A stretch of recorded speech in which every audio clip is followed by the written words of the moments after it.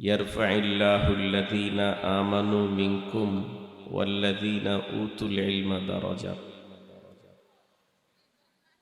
তোমাদের মধ্যে যারা ঈমানদার এবং যারা ইলমওয়ালা, আল্লাহ তাআলা বলেন তোমাদের মধ্যে যারা ঈমানওয়ালা এবং যারা ইলমওয়ালা, ইলমে দ্বীনওয়ালা, আল্লাহর কাছে তাদের মর্যাদা অনেক অনেক স্তর উপরে। সুবহানাল্লাহ বলবেন না? প্রশ্ন হয়, ঈমানওয়ালা ইলমওয়ালা মানে কারা? উত্তর হচ্ছে, যাদের ঈমান আছে তারা ঈমানওয়ালা। কোরআন এবং হাদিসের ইলম যাদের আছে তারা ইলমওয়ালা। কোরআন এবং হাদিসের ইলম কোথায় গেলে পাওয়া যায়? যেখানে কোরআন হাদিস চর্চা হয় সেখানে গেলে পাওয়া যায়। কোরআন হাদিস চর্চা কোথায় হয়? একাডেমিক সিস্টেমে কোরআন হাদিস চর্চা হয় মাদ্রাসায়। স্বল্প সময়ের জন্য কোরআন হাদিস চর্চা হয় অনেক মজমায়। এর মধ্যে ওয়াজ মাহফিল একটা মজমা, যেখানে কোরআন হাদিসের ইলম চর্চা হয়। এর মানে আপনি ওয়াজ মাহফিলে আসলেন মানে কোরআন হাদিস চর্চার মজমায় আসলেন, কোরআন হাদিস শিখার পরিবেশে আসলেন। যতটুকু সময় আপনি এখানে কাটাবেন, হয় কোরআনের কথা শিখবেন অথবা হাদিসের কথা শিখবেন। কথা বলেন, ঠিক না? তো আপনি ঘর থেকে বের হয়ে ওয়াজ মাহফিলের এই সভায় আসলেন, এর মানে কোরআন হাদিসের জ্ঞান শিখার চর্চার মজমায় আসলেন। কোরআন হাদিসের জ্ঞান চর্চার মজমায় আসলেন, জ্ঞান শিখার একটা পরিবেশে আসলেন। এখন আপনার নাম তালিবুল ইলম। সুবহানাল্লাহ বলেন।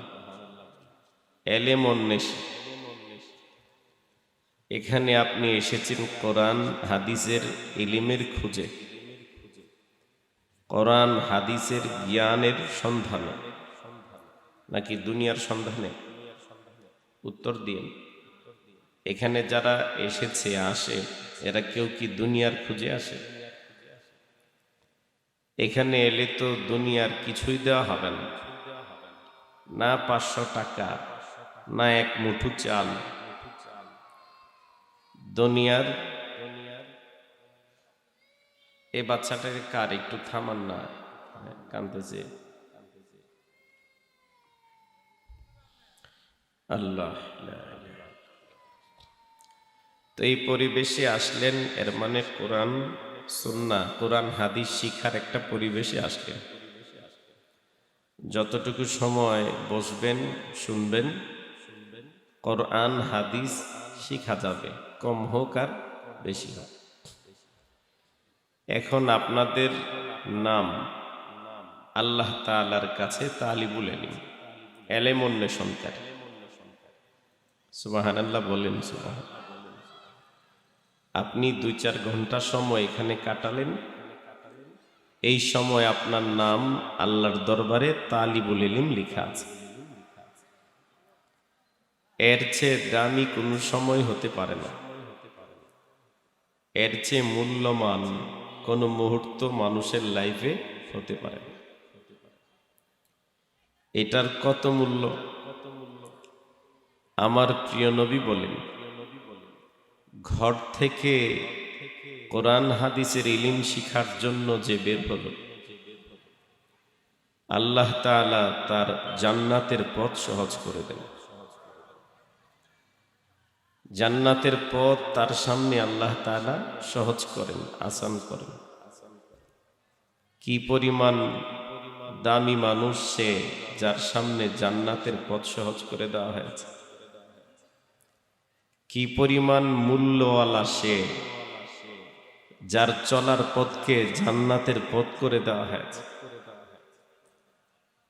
আরে দুনিয়ার লাল গালিচার উপর কেউ হাঁটলে মানুষ মনে করে সে মূল্যবান মানুষ।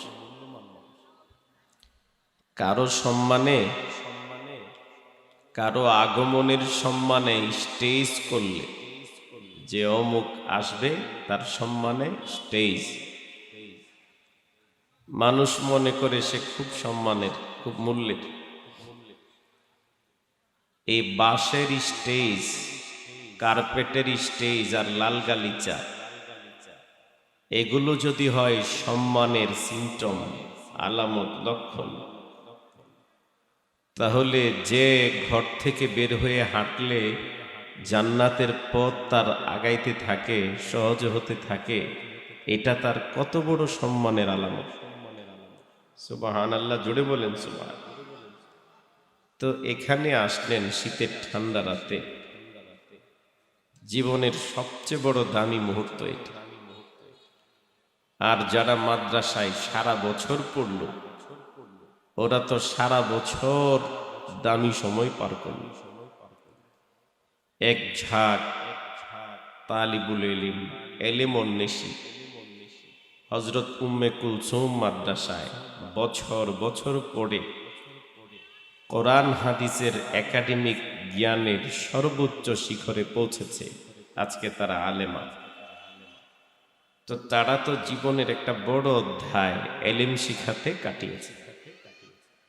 যেভাবে আপনারা আজকের এই সময়টা এলেম শিখার পিছনে কাটাচ্ছেন, আপনাদের দাম, তাদের দাম আল্লাহর কাছে অনেক বেশি। এত বেশি, নবীজি বললেন, ওয়া ইন্নাল মালাইকা লা তাযউ আজনিহাতাহুন্না রাযান লিতালিবিল ইলম। কোরআন হাদিসের ইলম শিখার জন্য যারা এলো, এদের প্রতি আসমানের ফেরেশতারাও সন্তুষ্ট হয়ে তাদের পায়ের নিচে ফেরেশতারা নূরের পাখা বিছায়া দেয়। আপনি হয়তো আপনার পায়ের নিচে কার্পেট পাচ্ছেন, আপনি হয়তো আপনার বসার নিচে ত্রিপল পাচ্ছেন, কিন্তু অদৃশ্য এক কার্পেট আছে, অদৃশ্য এক ত্রিপল আছে, যেটা এই কার্পেট না, এই ত্রিপল না, বরং ফেরেশতাদের পবিত্র পাখা, ডানা। আপনার আমার চোখে এটা দেখা যায় না, আপনিও দেখেন না, আমিও দেখি না, কিন্তু এটা যে আছে এতে কোনো সন্দেহ আমাদের নাই। কারণ এই কথাগুলো আমাদেরকে বলে গেছেন আস-সাদিকুল মাসদুক, মহাসত্যবাদী পয়গাম্বর, যার পুরা লাইফটা আল্লাহর তরফ থেকে সত্যায়িত, মুহাম্মাদুর রাসূলুল্লাহ সাল্লাল্লাহু আলাইহি ওয়াসাল্লাম। আল্লাহর নবী বলেন, ইলম শিখার জন্য যারা এলো, ওয়া ইন্নাহু লা ইউস্তাগফারু লাহুম ফিস সামা, এদের জন্য আসমানে মাগফিরাতের দোয়া হতে থাকে। আপনি বাড়ি থেকে এই মাহফিলে এসে বসেছেন, কোরআন শিখবেন, হাদিস শিখবেন, আপনিও জানেন না আপনার নামে যে কি চালু হয়ে গেছে। আমার নবী বলেন, আপনার নামে আসমানে ফেরেশতারা আল্লাহর কাছে মাগফিরাতের দোয়া শুরু করে দিয়েছে। এত দামি, এত দামের, এত মানের। ওয়া ইয়াশরাহুল্লাহু লাহু সাদরা, এবং কোরআন কিতাব শিখার জন্য যারা আসে, আল্লাহ তাআলা এদের অন্তর, এদের সিনাকে খুলে দেন। সুবহানাল্লাহ বলেন। এটাকে পরিভাষায় বলে শরহে সদর। আল্লাহ তাআলা এদের সিনা, এদের বক্ষকে এভাবে খুলে দেন যে জগতের অনেক কিছু তার সামনে জাহের হয়, যেটা আমার সামনে আপনার সামনে জাহের হয় না। যেই পরিমাণ এলেম যার মধ্যে যত বেশি, প্রকৃত কোরআন ও সুন্নাহর জ্ঞান এলেম যে যতটা বেশি হাসিল করে, শর্ত সাপেক্ষে আল্লাহ তাআলা তার অন্তরকে, সিনাকে তত বেশি আল্লাহর মারেফতের জন্য খুলে দেন। আল্লাহ তাআলা সাহাবায়ে কেরামের সিনাকে খুলে দিয়েছিলেন এলেমের বরকতে। সুবহানাল্লাহ বলবেন না? তাবেঈনের সিনাকে আল্লাহ খুলে দিয়েছেন এলেমের বরকতে। তাবেঈনের সিনাকে আল্লাহ খুলে দিয়েছেন এলেমের বরকতে। আজকে বুখারী শরীফের খতম তো হলো, শেষ সবক মনে হয় আসরের পরে হয়েছে। আমি জানি না আপনারা ছিলেন কিনা। ছিলেন? আমাদের এই দেশের শ্রেষ্ঠ শীর্ষ মুরব্বী জালালাবাদী হুজুর শেষ হাদিস পড়িয়েছেন। যেই কিতাবের শেষ হাদিস পড়া হলো, এই কিতাবের নাম আস-সহিহ লিল বুখারী। আমরা বলি সহিহ বুখারী শরীফ। এর লম্বা চওড়া নাম হচ্ছে আল জামিউস সহিহুল মুসনাদুল মুখতাসার মিন উমুরি রাসূলিল্লাহ সাল্লাল্লাহু আলাইহি ওয়াসাল্লাম ওয়া সুনানিহি ওয়া আইয়াম। এই পাশে বাচ্চারা এত আওয়াজ করতেছে, এক দুইজন ভলান্টিয়ার থাকলে মাহফিলের, আল্লাহু আকবার, এদের কি অনুভূতি আল্লাহ দিছে। আরে বাবা, আল্লাহ তোমাদের কি অনুভূতি দিয়া সৃষ্টি করলো বুঝা বড় মুশকিল। মুরব্বীরা এখানে কথা শুনতেছে, মজমা।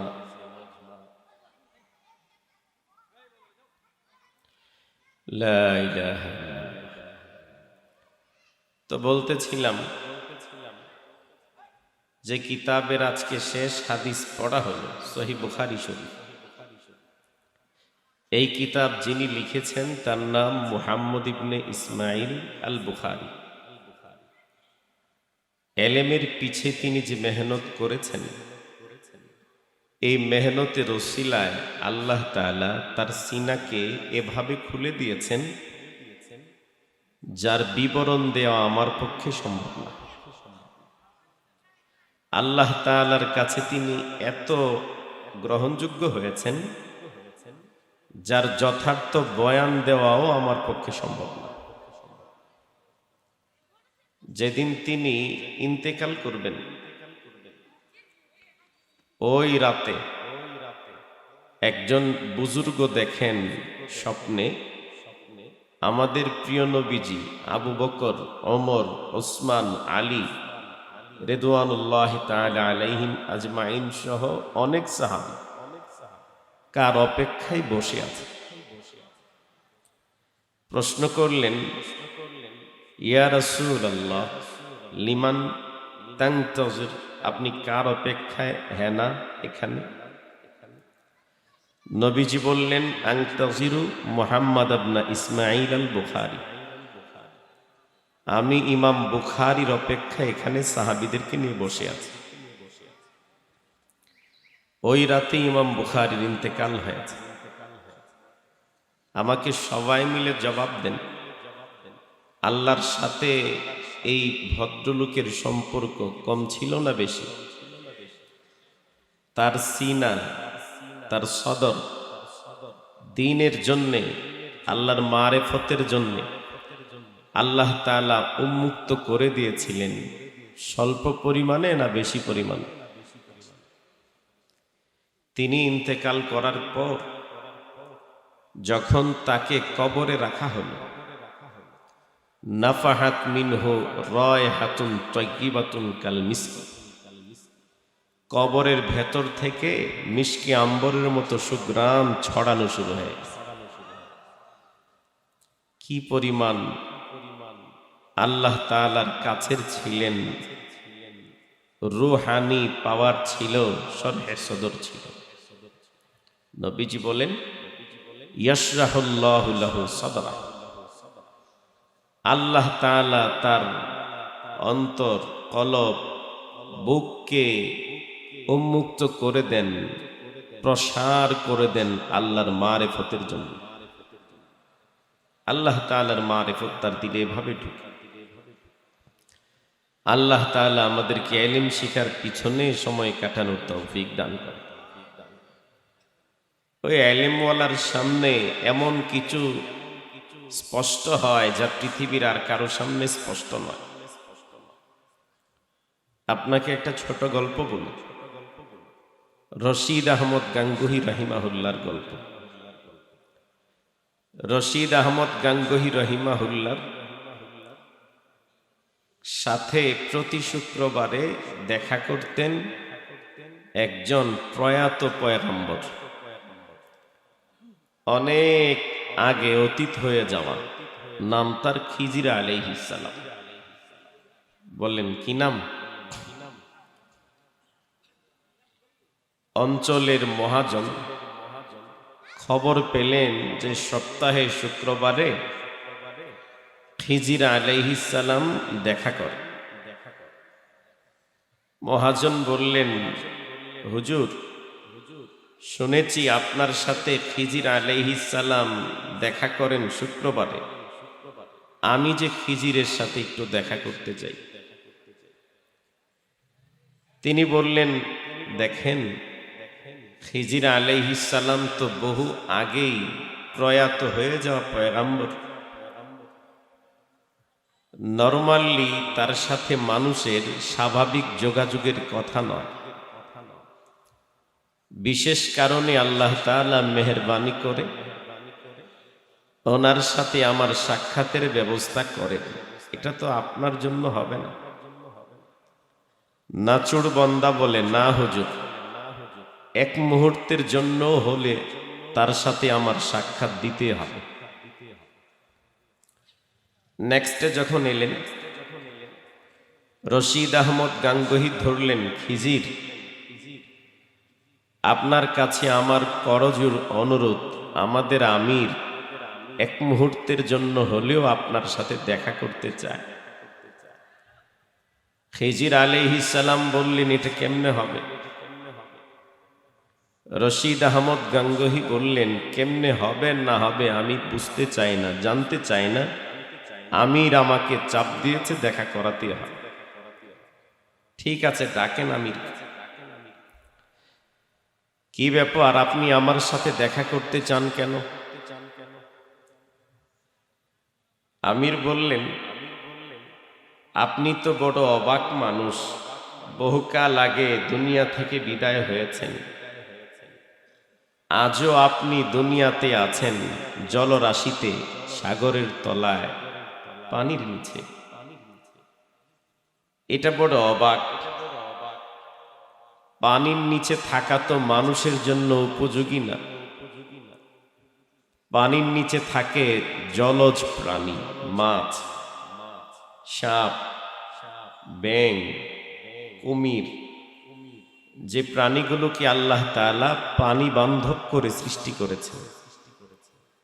মানুষ তো পানি বান্ধব প্রাণী নয়।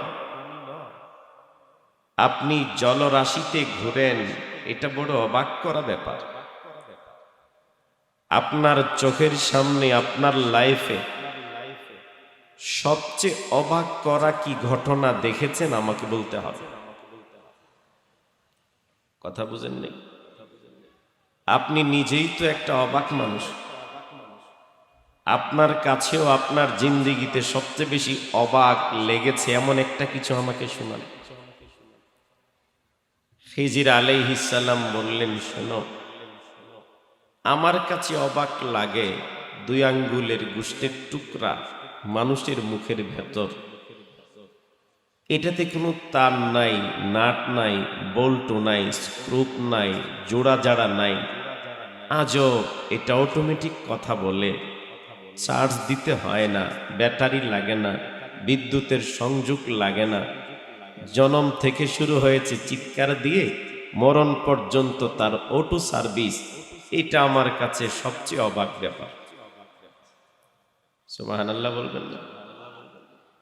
আমির বলে, হুজুর, এটা বললে হবে না।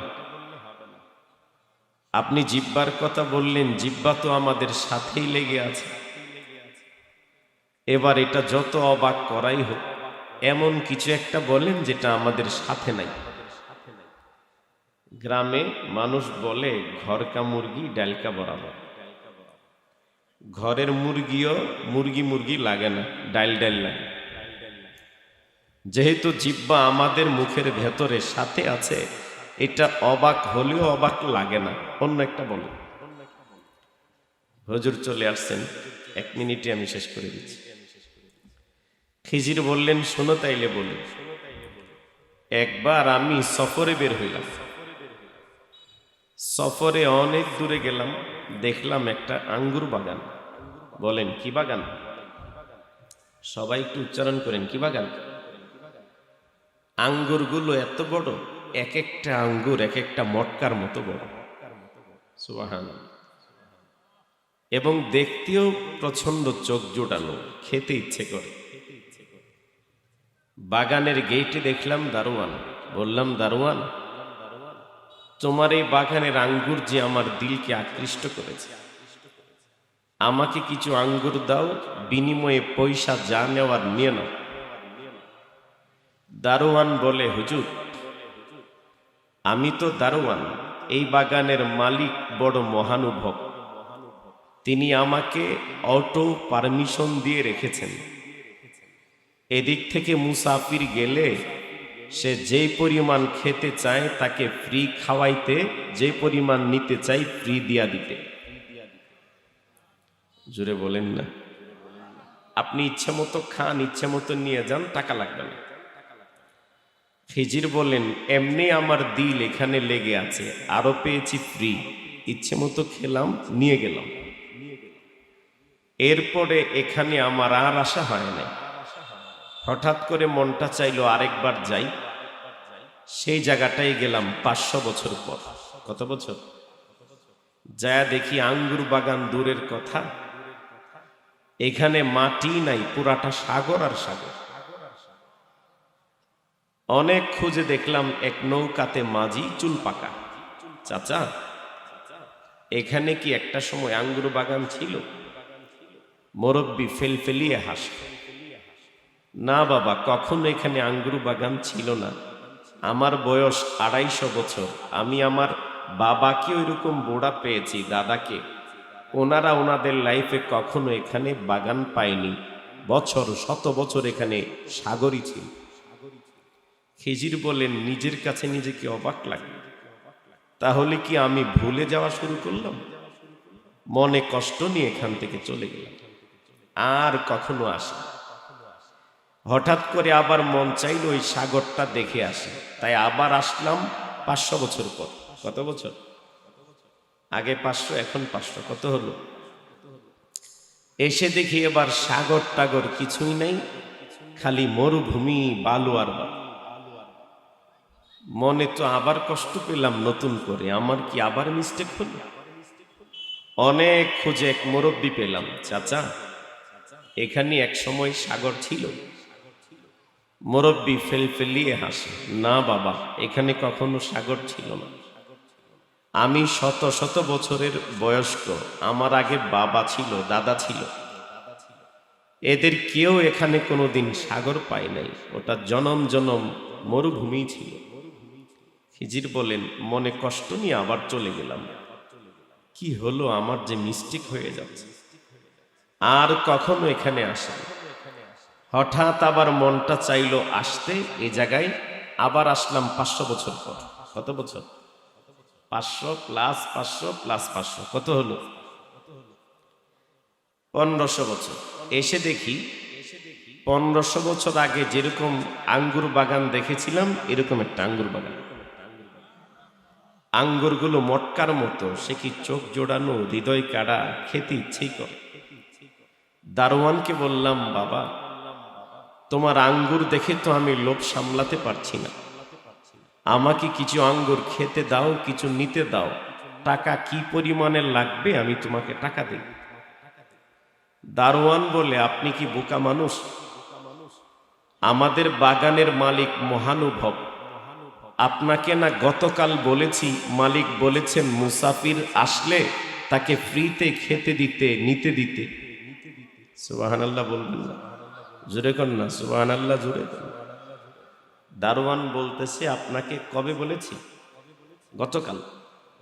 আর খিজির বলেন সময় কতদিন গেল?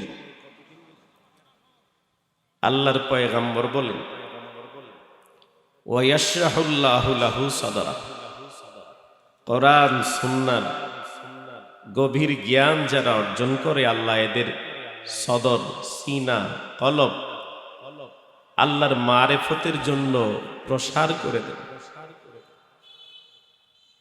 ওয়ায়ুনজিলু আলাইহিল বারাকা, আল্লাহ তাআলা তার উপরে বরকত নাজিল করেন ফি উমরি, তারা হায়াতে, ওয়া ওয়ালাদি, সন্তানে, ওয়া আহলিহি, পরিবারে, ওয়া মালি, মালের মধ্যে।